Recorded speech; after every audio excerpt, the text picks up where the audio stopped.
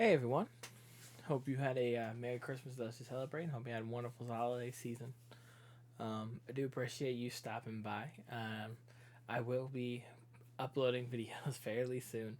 I have a bunch of stuff recorded already and a bunch of stuff working on right now that will come up soon. But um, today I felt like I needed to make this video. So I wanted to hit.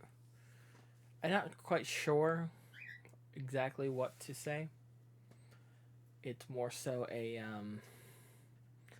decided to just hit record and see what happened. What would come to my mind. And this ain't going to be the most polished video. My mind's going to wander a little bit. Um, if you are still in the holiday spirit and you are still in the joyful spirit, I cannot guarantee this video is going to be that. So if you want to hold off to maybe a different time, I do not blame you. You can go ahead and head out because it's probably going to be a little bit heavy. Just warning you guys now. So with that in mind, today the date of this video is coming up, which is the day after Christmas. Would have been the 61st birthday of my father. But unfortunately, he lost his battle with cancer on December 6th. And this was the first Christmas that passed and my dad wasn't around. I just got back from Cleveland a couple days ago from his memorial service, which was an amazing service. And my dad and I, even though we were states apart, we were really close. I didn't call as much as I should have, and I really should have. And felt like we talked a lot more towards the end there. When he was diagnosed with cancer in July, we knew it was going to be terminal, but he fought as much as he could. And I'm just honestly glad he's not in pain anymore. Where do I begin? So, growing up, I looked a lot. I thought I looked a lot like my mom. And if you saw my mom, you could still see traces of her in me. But the older I got, the more I went into life, the more I began to resemble my dad. The longer I took to look in the mirror, the more I actually, saw him. There were a few months ago where I started wearing these gray tank tops. My dad, a typical style my dad would like to wear, tank top and shorts around the house. And there was one time my wife snapped a picture of me and said, "Oh my God, you look exactly like your dad." And so I showed my dad a picture of that, and he was like, "Wow, you look really handsome in that picture, Michael." Oh my goodness. My dad had this way of just carrying himself. Now, I could come on here and say he was like, I can gush about him too, but at the end of the day, my dad was human. He had his faults and he learned to overcome them. My dad was one of those people where when you crossed him, he held a grudge for a long time. He would, if you wronged him, he would like cut you out, try not to have anything to deal with you rather than try to be confrontational with you. But in that same vein, my dad was always a person who, regardless of if you were having issues with him, if you needed help, he would help you. There's one time growing up where there was like a incident with a woman with a gun a few doors down, and he had some miscommunications with a neighbor, and he allowed that neighbor that was right next to it into our house for safety. My dad was the person who, if somebody needed help, even if he didn't like you necessarily, he helped. Both my parents did a really good job of raising me in a way where I can disagree with people about a bunch of things, religion, politics, whatever, what have you. I can disagree with people on a lot. But at the end of the day, they showed me as a person to lead with kindness first, to lead with love and compassion first, even if you don't necessarily agree. That's the kind of people my parents are. They would show me that, yeah, we disagree with people on a lot, and not everybody's gonna think the same way as you. But it's important to show them love regardless, because they may not be getting it from everywhere. Um, my Another thing I loved about my dad, and I still love about him, is the fact that he had this way of creating stories. When my dad has had a very eventful life, he grew up in New York. He moved to Cleveland. He was a mover who traveled from state to state doing these crazy things. He had worked in construction and renovation for years. But he still he had this he had this way of telling stories to paint a picture almost. I can hear my father-in-law talking to my cat. Um, he had this way of painting a picture almost. You know, he would explain the scene and go beat by beat to make you feel like you were actually there living it.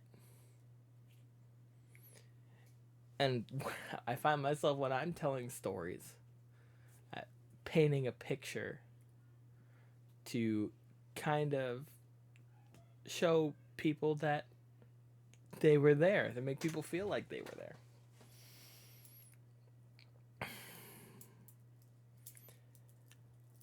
My dad, while he did have his bouts with anger, depression, things like that, at the end of the day, the way that he carried himself shows you his true character.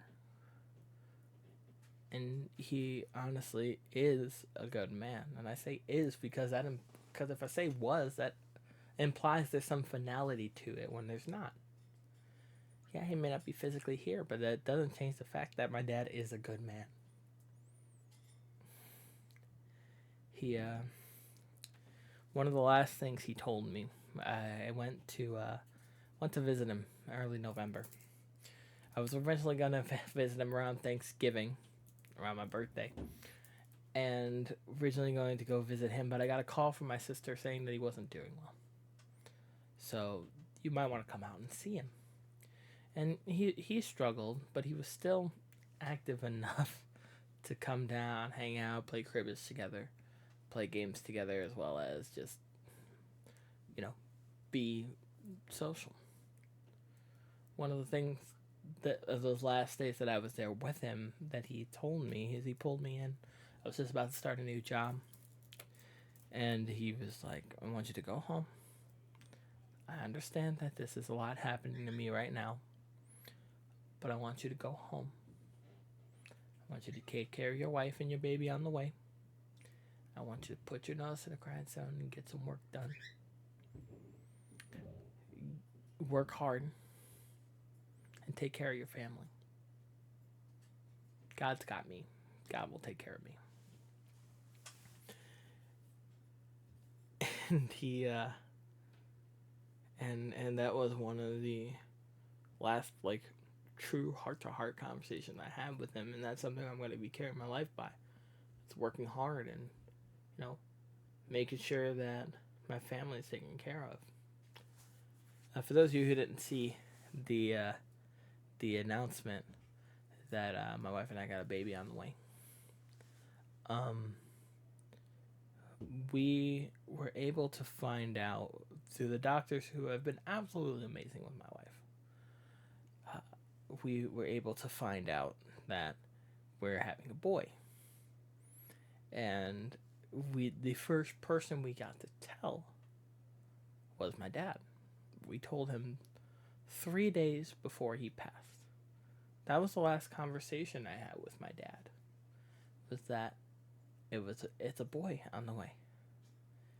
And he said that that's wonderful and that he loved me. And that was the last time I spoke to him. I can guarantee you right now he's giving that baby advice. The baby was moving a lot inside of my wife when the memorial service happened. Kind of a way to tell him everything would be okay.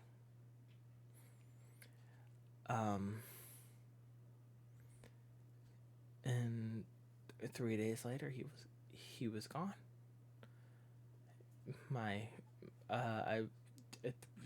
About 20-30 minutes beforehand, I was just talking to my coworker about my dad and how he was doing, and that it would literally be any day now. And as I was switching from location to locations, when I got the call, he had passed.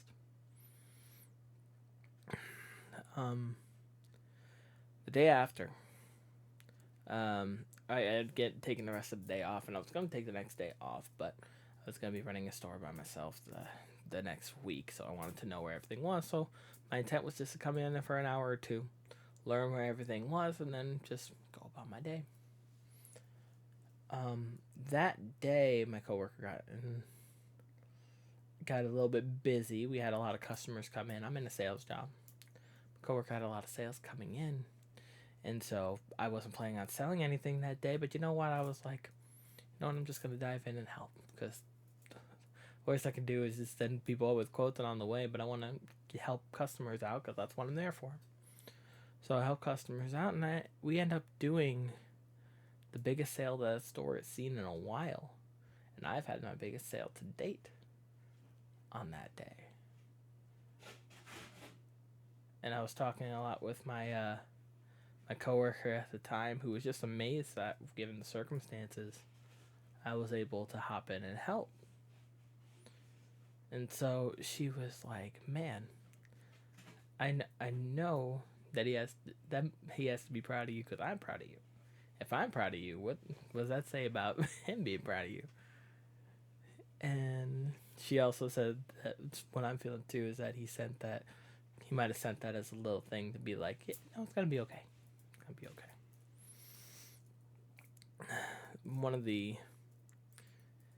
I don't know what doesn't mean to say it. We were having a conversation. I was about to leave that day. I ended up staying for 4 hours and helping out. Took the rest of the day, and so I was starting to leave. And so as I was leaving, I talked to my coworker. My coworker says, "Look, I know he's not physically here, but I could still feel his presence, and I know it's gonna be okay." My response to that was that no, he's still here. He's still physically here, but I can only see him when I look in the mirror. Because every time I look in that mirror now, I'm gonna be seeing him. Because the more I get older, the more I'm gonna look like him. I'm probably gonna put a picture of us together in the thumbnail or something. He is a good man. I'm gonna try to reflect that.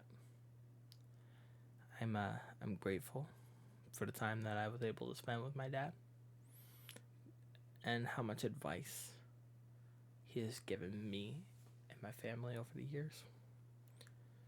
I'm grateful for my siblings who were able to be there physically to help him, even though I'm states away. They were there to help him to the point where I felt like I was there too, and to the point where my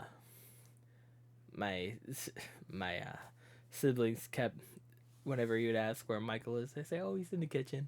And then every bad thing that happened, I was blamed on. So I'm like, okay, fair enough. And I'm thankful for my siblings being able to help him.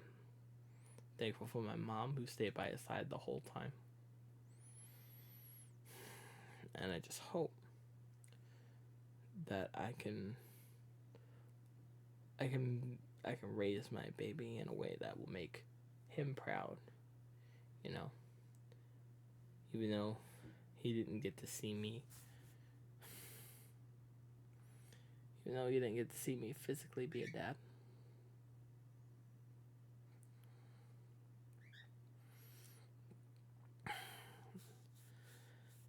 Even though he didn't get to see me physically be a dad, I think he always kind of figured it would happen, you know.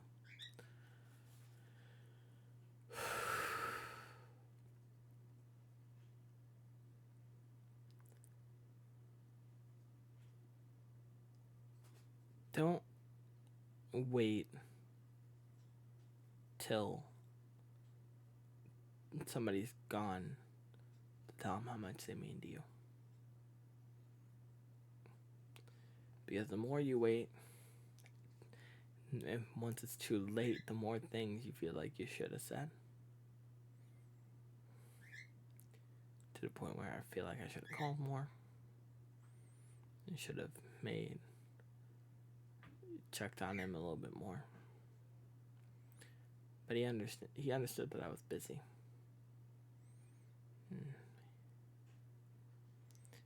And you don't want to leave anything unsaid.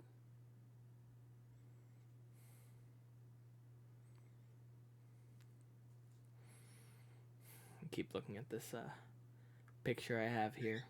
I have a picture sitting here.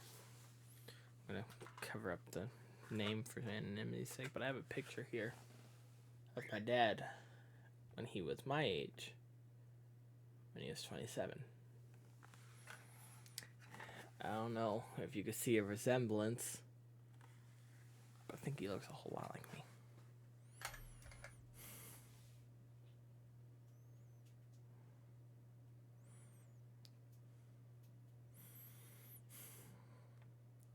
I miss him a lot. I'm gonna miss him a lot.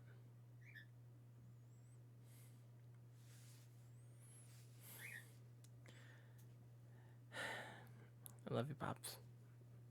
I miss you. Happy birthday.